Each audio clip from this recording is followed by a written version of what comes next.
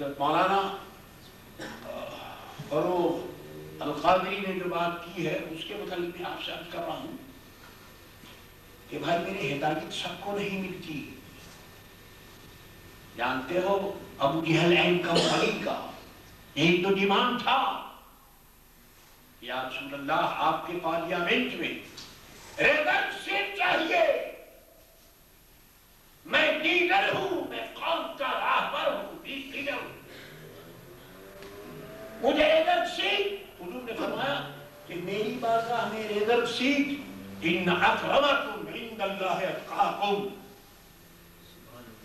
میری بارگاہ میں ریگن وہ ہوگا جو اللہ سے زیادہ ڈرنے والا ہوگا. آپ نے دیکھا کہ سب کو ہدایت نہ ملی, بعض لوگوں کو ہدایت ملی.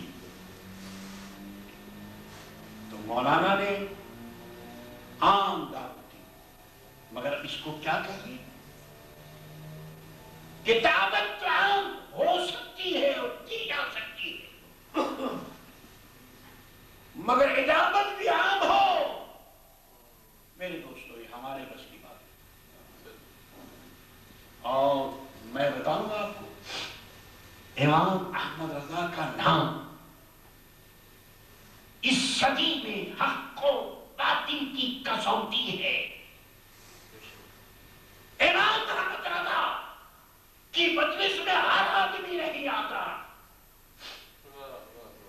وہی آتا ہے جو امام احمد رضا کے رنگ میں رضا ہوا ہو.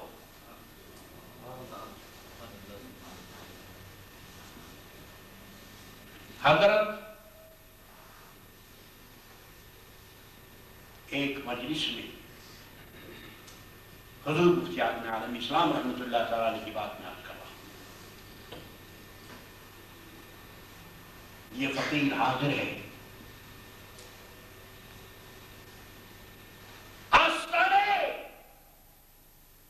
قادریہ, رضویہ, نوریہ,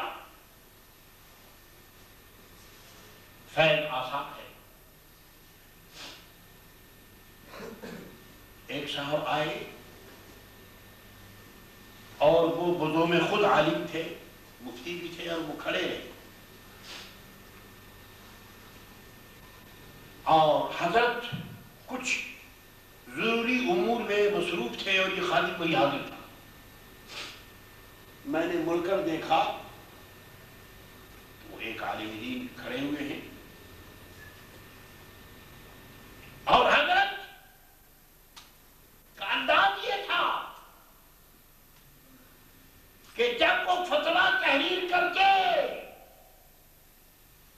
اللہ اس کے رسول کی دعوت میں مصروف ہوتے, اظہار حق فرماتے, حق کو الگ باطل کو الگ کرتے,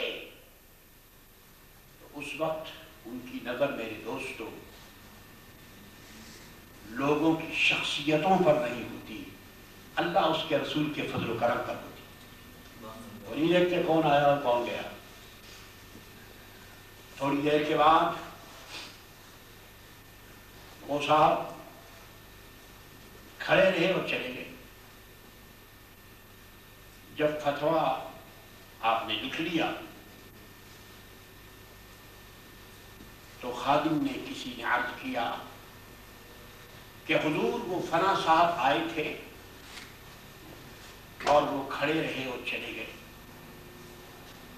تو حضرت نے فرمایا کہ وہ کھڑے کیوں رہے اور چلے کیوں گئے؟ میں نے تو انہیں منع نہیں کیا تھا کہ وہ میرے یہاں آئے, بیٹھے, تشریف رکھے. ہاں شاید وہ یہ چاہتے ہوں کہ میں فتویٰ چھوڑ کر, دین کے کام چھوڑ کر, اور میں ان کا استقبال کروں. تو فرمایا کہ فقیر ویسے بھی بوڑھا ہو گیا ہے اور مصروفیت اتنی ہے کہ مجھے فرصت میسر آتی ہے تو میں کوشش کرتا ہوں کہ مستحبات کی ادائیگی ہو جائے. اتنا میں مصروف ہوں. تو اب میں لوگوں کا کیا استقبال کروں اور کس کس کا استقبال کروں؟ میرے عزیزوں، میرے دوستوں، امام محمد رضا نے جو مزاج دیا وہ حق مزاج دیا. وہاں ٹائم ڈیمانڈ نہیں چلتا، فیملی ڈیمانڈ نہیں چلتا، بیکنگ ڈیمانڈ نہیں چلتا، گروپ ڈیمانڈ نہیں چلتا، پارٹی ڈیمانڈ نہیں چلتا. وہاں میرے دوست حق کا ڈیمانڈ چلتا ہے. حضور مفتی اعظم عالم اسلام رحمۃ اللہ تعالی علیہ آپ کی صاحبزادے ہیں، لیکن سنو، آج کا بیٹا صرف اس نسبت سے پہچانا جاتا ہے کہ وہ فلاں کا بیٹا ہے، باپ کے نام سے وہ جانا جاتا ہے، پہچانا جاتا ہے. یقیناً یہ شرف حضور مفتی اعظم عالم اسلام کو حاصل تھا اور ہے، لیکن جانتے ہو میرے امام نے اپنے مفتی اعظم مصطفیٰ رضا کو، میرے عزیزوں میرے دوستوں، یہ عجیب بات ہے اور یہ ان کے خاندان کا جرہ امتیاز ہے کہ ان کے پردادا نے دادا کی تربیت کی اور دادا نے باپ کی تربیت کی اور باپ نے اپنے بیٹے مفتی اعظم عالم اسلام کی تربیت کی. حضرت فرماتے ہیں کہ میں نے پڑھا لکھا کچھ نہیں ہے، درسی کتابوں کو میں نے چاٹا نہیں ہے،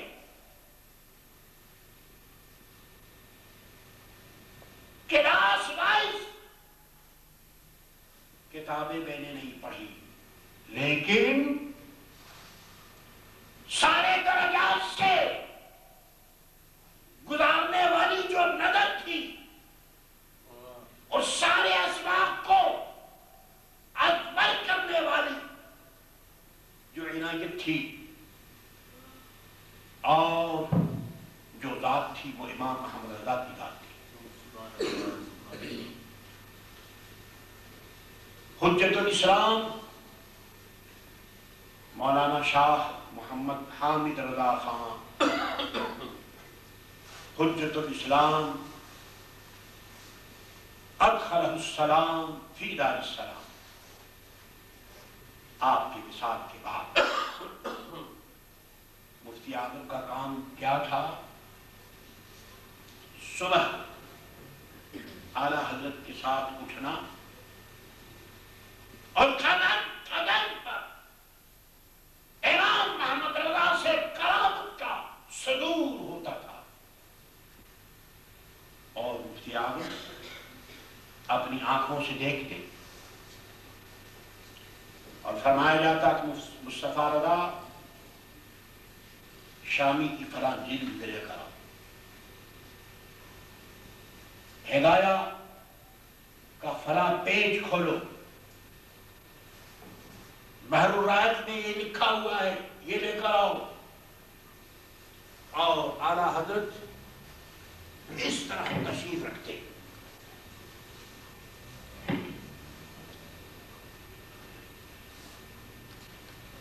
چارپائی بیٹھ بستر پر جلوہ فرما ہوتے اور کتابیں نکلتی، کتابوں کا نکالنے والا، ایک ایک ورق کو کھول کر دینے والا، عبارت کا پڑھنے والا، وہ ایک ذات تھی، ایک نوجوان تھا. میرے دوستو، جس کی عمر بہت زیادہ نہ تھی لیکن وہ امام احمد رضا کا نور در تھا. مصطفیٰ رضا یہ کتاب لاؤ، یہ عبارت لاؤ، فرماتے مجھ سے فرمایا، یہ ادھر ادھر کی سنی، مجھ سے فرمایا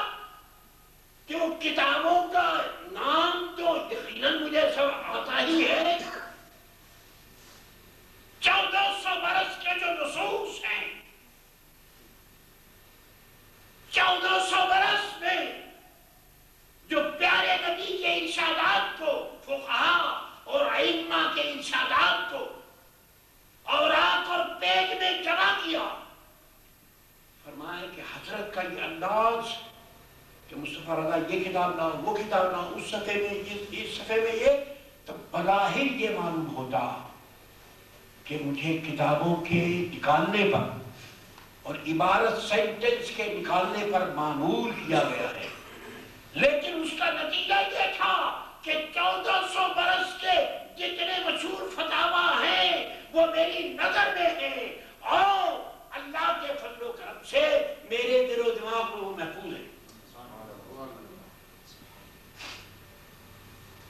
آپ فتویٰ ارشاد فرما رہے تھے، لکھ رہے تھے، اور یہ سب باتیں میرے دوستوں یہ 9-10 بجے یہ باتیں نہیں معلوم ہوتی، 12 بجے کے بعد 1 کا وقت 2 کا وقت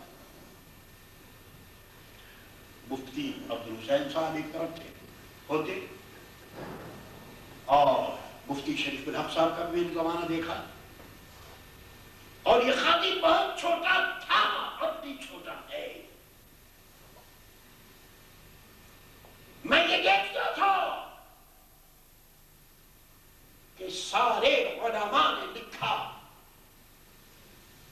کسی نے کچھ لکھا کسی نے کچھ لکھا، اور حضرت کی ایک نظر اس کاغذ پر پڑی، اور اس میں میرے دوستوں کہیں سے ایک جملہ کاٹ دیا جاتا اور کہیں ایک جملہ بڑھا دیا جاتا، اور علماء جب دیکھتے تو سمجھتے کہ فتوے کی یہی جان ہے، اور اس سے خود حضرت نہیں چاہتی۔ اس لیے میں آپ سے عرض کر رہا ہوں میرے دوستوں کہ ہم لوگوں کے پاس لوگ کہتے ہیں کہ یہ خوشتر